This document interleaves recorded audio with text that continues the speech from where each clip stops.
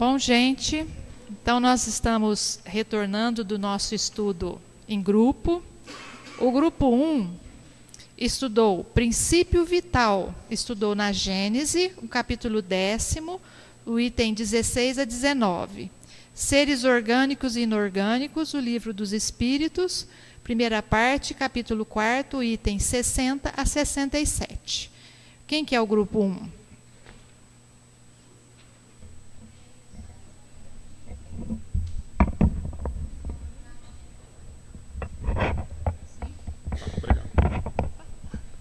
Boa noite, pessoal. Assim como a Silvia falou, o nosso grupo estudou sobre um pouco do princípio vital e estudou também sobre seres orgânicos e inorgânicos. A respeito desses seres orgânicos e inorgânicos, eu acho que foi assim só para dar mais uma pitada de que quanto mais a gente sabe, menos a gente sabe, né? A gente descobre que não sabe, na verdade, nada. A gente partindo do princípio de que eu, vocês, essa mesa, a árvore que deu origem a essa mesa, o planeta Marte, enfim, todos nós somos compostos exatamente dos mesmos elementos. A tabela periódica ela é uma só e assim, acho que já faz muito tempo que nada de novo é acrescentado, né? Então, assim, até aí tudo bem. O mesmo princípio que liga essas moléculas, esses átomos, em mim, na mesa, no meteoro, no cachorro... Perdão, estou fazendo um raciocínio errado. O mesmo tipo de ligação entre as moléculas que tem nos seres vivos, em mim, na planta, no cachorro, é o mesmo tipo de ligação que tem nos seres mortos, nos seres inorgânicos. Então, assim, o que nos torna diferente, né? O que me faz diferente de uma pedra, sendo que eu sou basicamente como ela, no ponto de vista assim, microscópio, né, no ponto de vista atômico. Então, o que é que faz diferente? Na verdade, a diferença é o princípio vital. E o que é o princípio vital? O princípio vital. É porque ele vai baixando, parece. Não, mas... Bom, vamos lá. Então vou falar um pouco do que a gente viu no livro. Todos os seres, animais, vegetais e minerais são formados materialmente do mesmo princípio, porém o princípio vital existe somente no ser vivente. Seria o princípio vital algo particular com existência própria? No livro, assim, ele faz um monte de suposições, mas na verdade a gente fica ainda, né, não sabe exatamente. O que se sabe é que ele é derivado do fluido cósmico universal. Não se sabe se ele é a causa ou o efeito, na verdade ele é os dois, porque assim, o corpo sem fluido vital, ele é morto. Se meu fluido vital se extinguir agora, eu estou morto, ou seja, não tem mais vida. Eu não vou ser diferente dessa mesa, por exemplo. E o fluido vital não existe sem um corpo para ele trabalhar em cima, né? Falando grosseiramente. Então vamos lá. Ao se formarem, os seres orgânicos assimilam por ser o destino deles, ou este princípio vital se desenvolveu por efeito da combinação dos elementos, assim como o fogo. É uma pergunta que tem lá no livro, mas a resposta também não tem. O princípio vital modifica a constituição molecular de forma a dar vida às mesmas moléculas que constituem a pedra, por exemplo. Cessada a ação do princípio vital, o corpo morre. Então, assim, esse mecanismo de ação do princípio vital é uma coisa que a gente ainda não entende, o que nós poderíamos chamar de milagre, né? Eu acho que ainda não nos é permitido saber, né, Silvio? Será que... e tem a parte das perguntas e respostas, né, que eu vou já direto nas respostas. A lei da atração dos elementos materiais são as mesmas dos elementos materiais, tanto orgânicos quanto inorgânicos. A matéria nos corpos orgânicos e inorgânicos também são as mesmas, assim como eu já falei. A vitalização da matéria, ou seja, a matéria passa a ter vida no momento em que ela se une com o princípio vital, ou seja, no momento que ela já está se formando,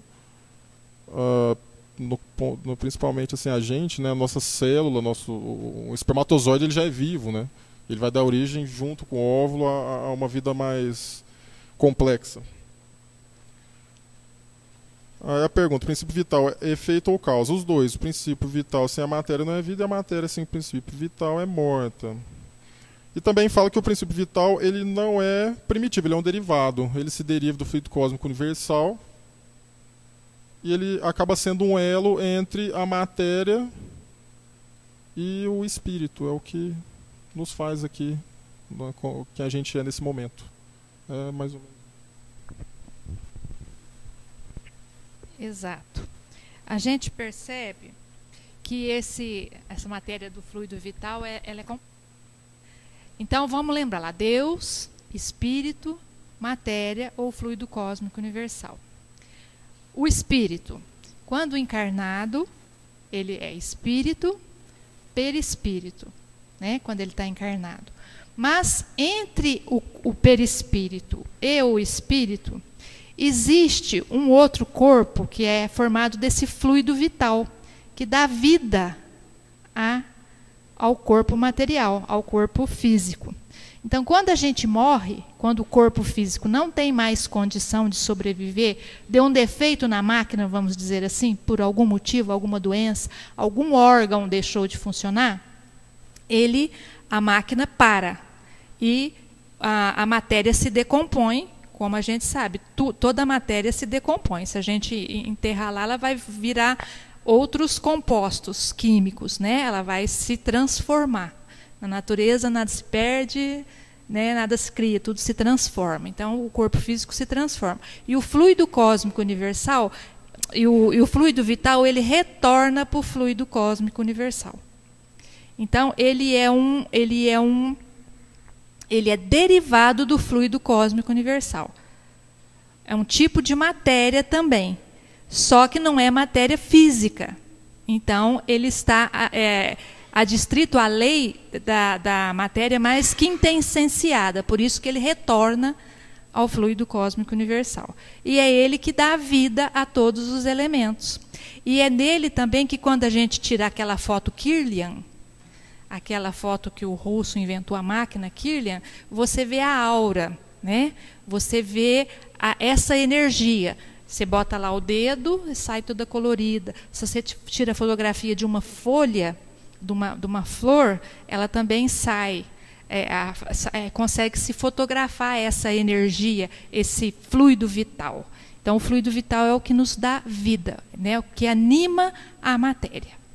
Certo? Então, a gente costuma falar assim, o perispírito é a forma da forma. Como se a gente fosse um bolo, por exemplo, o perispírito é a forma. O fluido vital, para quem é cozinheira vai entender. A gente tem que untar a assadeira, não tem? Faz uma camadinha assim em volta. Então, vamos fazer essa figura. O perispírito a forma, né? A camadinha, o fluido vital, e o bolo, o corpo físico. Lógico que não é função, né, gente? É só para vocês imaginarem aí, né? Visualizarem. Certinho? Agora, o grupo 2, a vida e a morte. O livro dos Espíritos, a primeira parte, o capítulo 4, item de 68 a 70 e a nota. Nota. Vocês não leram? Não leu. Agora que eu lembrei. Mas a Silvia falou tudo que era do meu grupo.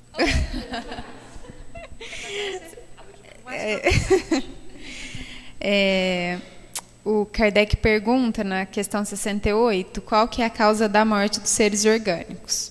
E os espíritos respondem que é o esgotamento dos órgãos. Na questão 69, Kardec pergunta a respeito do coração, né? Porque o coração deixando de funcionar, o ser morre. E aí o espírito fala que, os espíritos respondem que o coração é um órgão da vida, mas que ele é tão importante quanto todos os outros. E na questão 70, ele pergunta: que é feito da matéria e do princípio vital dos seres orgânicos quando estes morrem?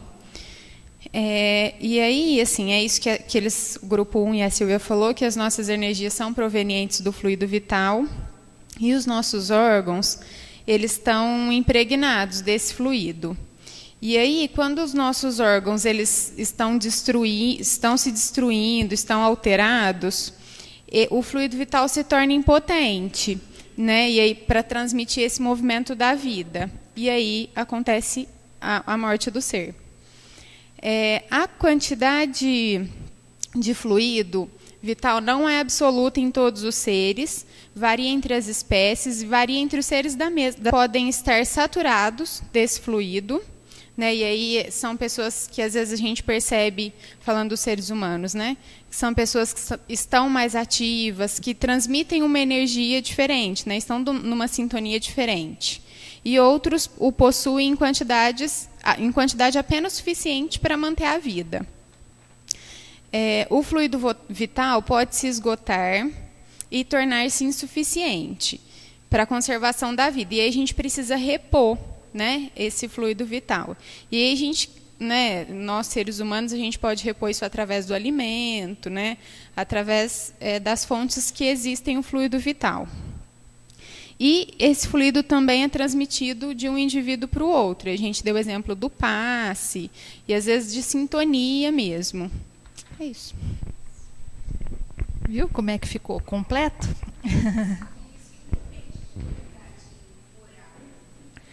Independe de qualidade moral.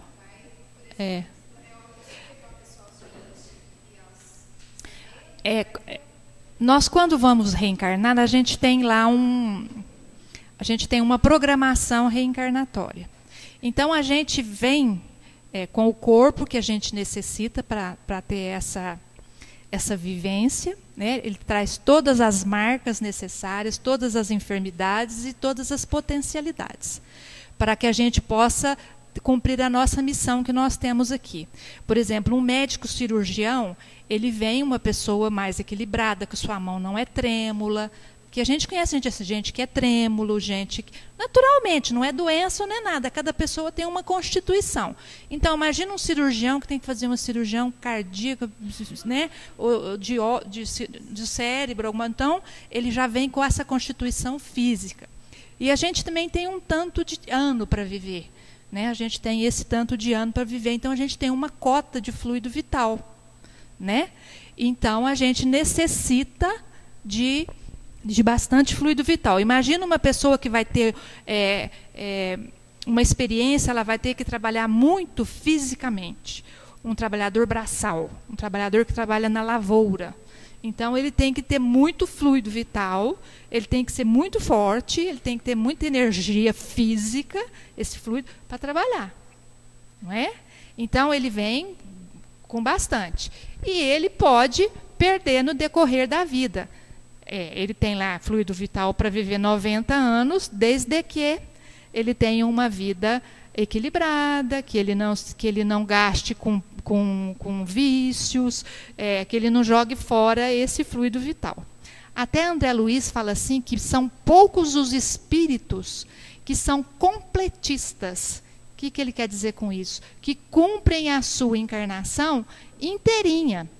Por causa do esgotamento do fluido vital. Porque a gente esbanja, a gente joga fora. A gente é muito ansioso, a gente é muito preocupado, não é tudo isso? Então, isso a gente está jogando o fluido vital fora.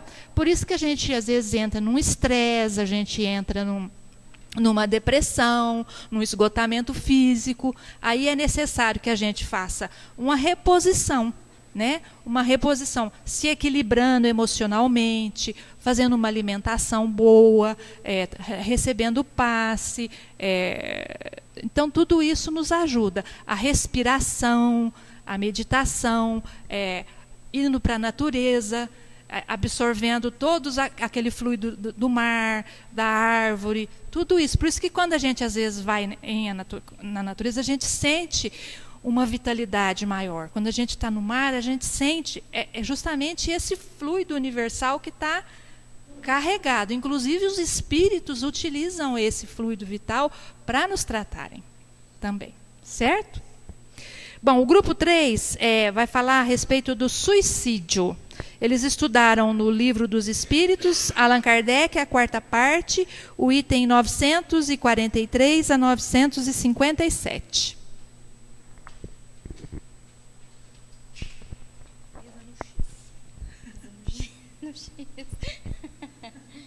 Bom, a gente fez um resuminho. Sim? A gente fez um resuminho assim mais geral, né, a respeito de todos os itens. sobre o suicídio, vai de 943 a 957. Bom, o suicídio. O que leva ao suicídio, né? Seria o desgosto da vida, que vem da falta de fé, da falta de ocupação e de objetivos. Podem levar a pessoa a tentar o suicídio.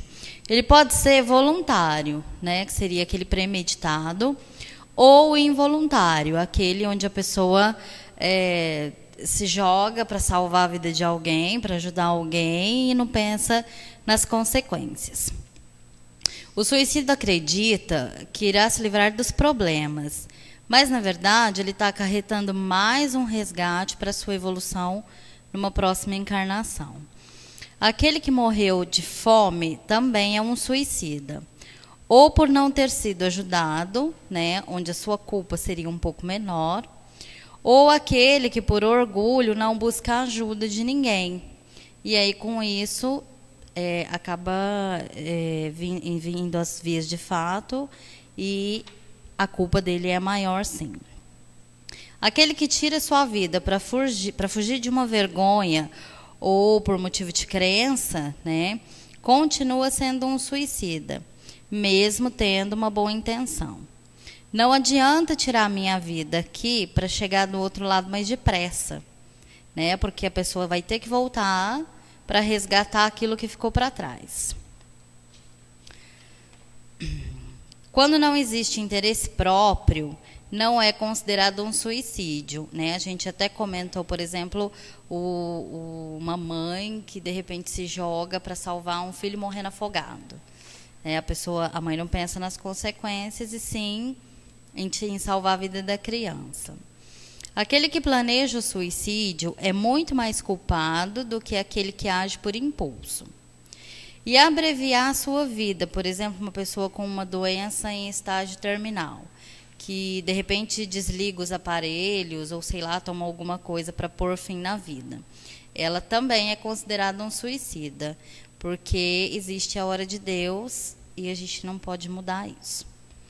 No caso dos costumes de algumas civilizações, né, que tem algumas crenças, uma delas que foi tratada no livro, a mulher se queima por sobre o corpo do marido, não sendo, nesse caso, considerado um suicídio.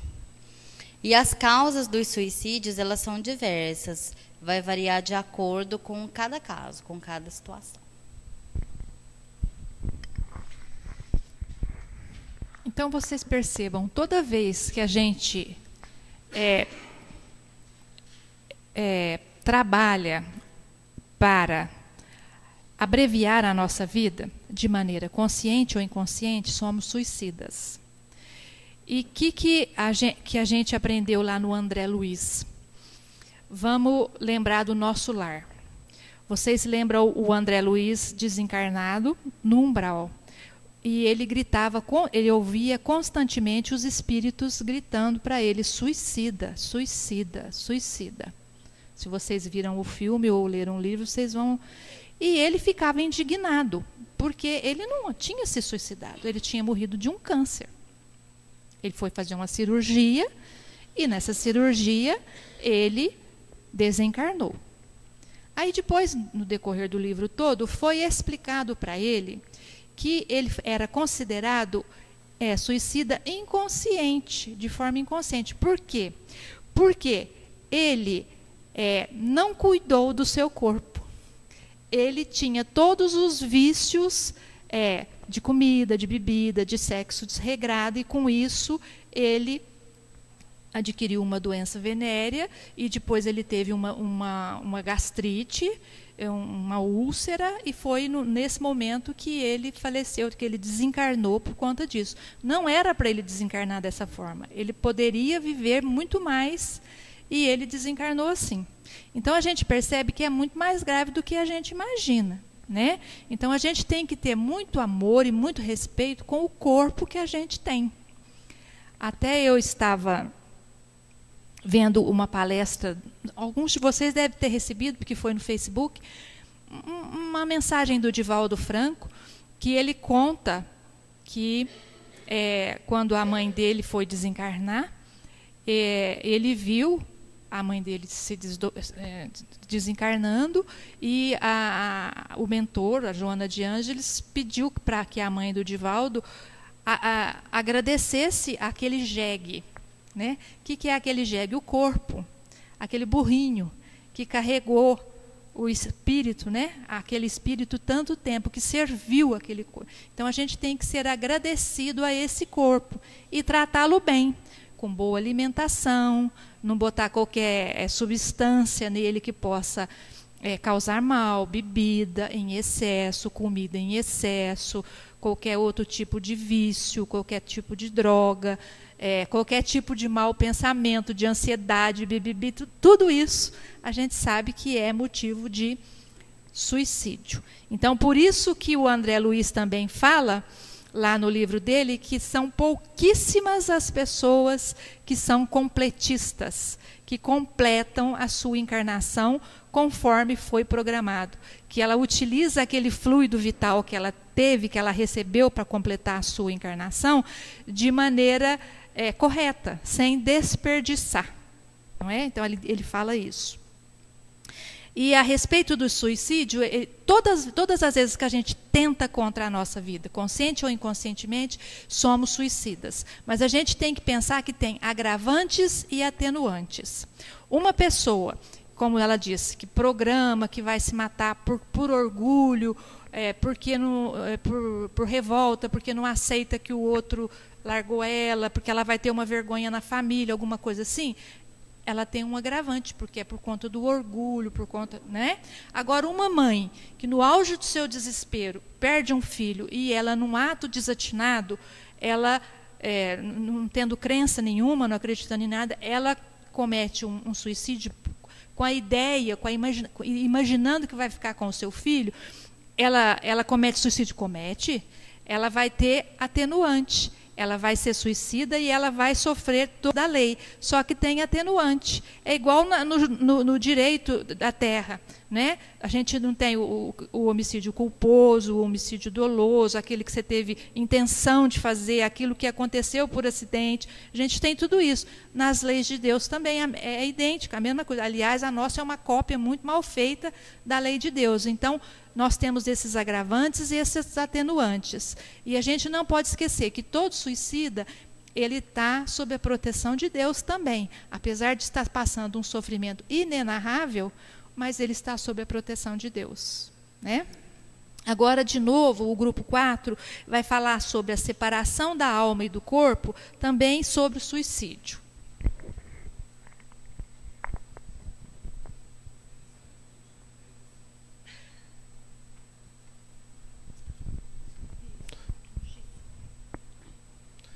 Boa noite a todos. Nós fizemos um resumo dos itens 155 a 165.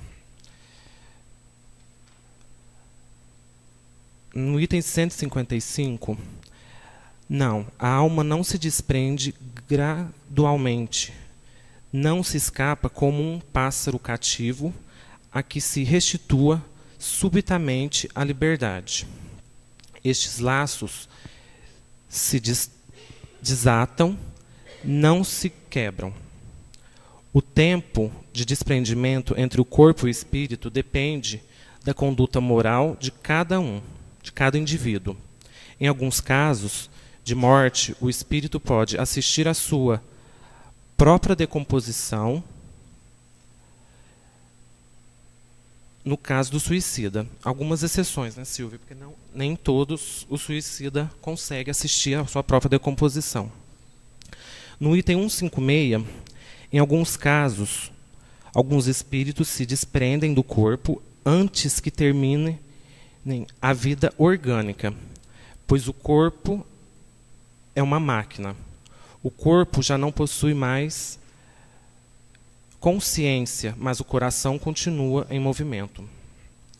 No item 157, a alma sente, em alguns casos, que os laços estão se desfazendo do corpo e emprega-se esforços para se desfazê-la inteiramente e gozar por antecipação do estado do espírito. No item 158, tudo é proporcional à nossa evolução moral. Não podemos nos enganar que o retorno à pátria espiritual será brilhante, como a lagarta sai do casulo. Porque, na maioria das vezes, o retorno não é direto para o mundo espiritual. Às vezes, passamos pelo umbral para chegarmos, né, ao nosso lar. No item 159,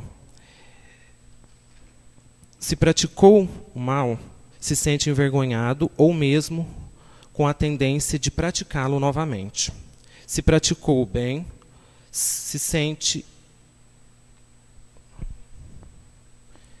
aliviado, pois nada tem a temer. No item 160. Sim, vamos encontrar os que temos afeição e também muitos que conhecemos e que perdemos na vida terrena, no caso do desencarne. Do tremendo igual a vara verde. Geralmente, em morte acidental ou violenta, a separação da alma e a cessação da vida ocorre simultaneamente. Na 162, conserva-se por alguns minutos até que a vida orgânica tenha se extinguido. A 163 e a 164 a gente fez um resumo só. Imediatamente, não. A alma não tem consciência de si. Passa algum tempo em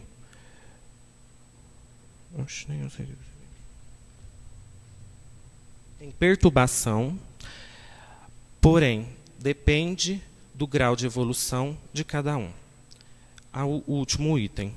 O conhecimento do Espiritismo nos influencia e muito o desprendimento da alma do corpo. Quanto melhor a conduta moral, mais fácil o desprendimento do espírito. Desculpa, Teve ótimo, obrigada. Gente, então a gente percebe que somos todos espíritos, cada um tem a sua história, cada um tem a sua maneira de viver, de encarar. Então, a morte, assim como a vida, é particular de cada um.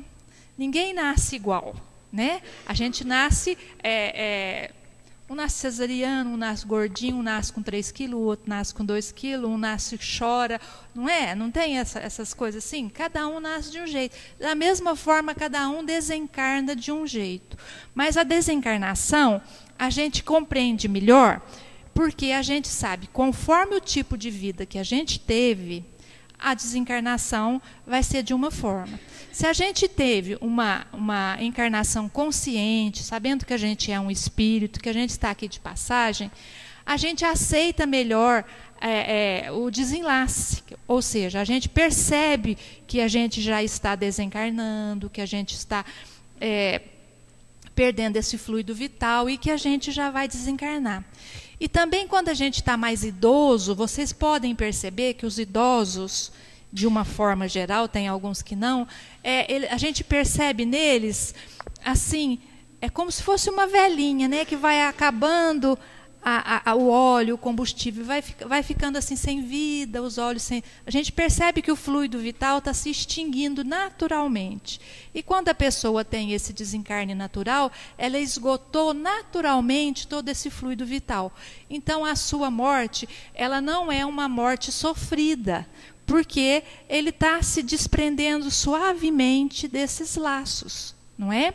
Agora, quando a gente desencarna na flor da idade, cheio de energia, de fluido vital, de uma maneira violenta, num suicídio, quer dizer, além de ser de uma forma, os laços se rompem bruscamente e ainda com uma culpa muito grande, o sofrimento é muito grande. E muitas vezes o espírito não consegue se desligar do corpo físico, sim.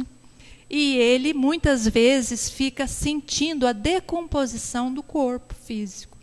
Mas não é só no suicídio. Pessoas que também tiveram o desencarne súbito por um assassinato, por um acidente, por alguma coisa, e que são muito arraigados ao corpo físico, muito arraigados à matéria, não entendem nada a respeito da vida espiritual e não tem mérito para ser socorrido. Né? Porque você não precisa ser espírita. Você pode ser completamente ateu, mas se você tem mérito, você terá alguém para te ajudar no desenlace, para te ajudar a você se livrar desses laços de fluido vital que te prendem ao corpo. Então, você é, muitas vezes, adormecido, você nem percebe que desencarnou. Nós recebemos muito espírito que pensa que está vivo ainda, não é? Ah, eu desmaiei e fui para o hospital. Deve ter sido isso que aconteceu. Ele nem sequer percebeu que desencarnou, não é?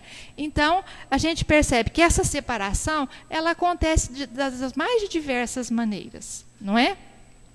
Da maneira mais calma e serena, com a aceitação. Existem espíritos que são tão lúcidos que, às vezes, eles, na hora do seu velório, na hora que está acontecendo lá o cortejo fúnebre, eles já estão assistindo.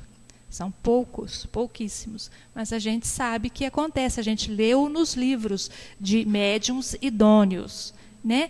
E existem alguns que ficam séculos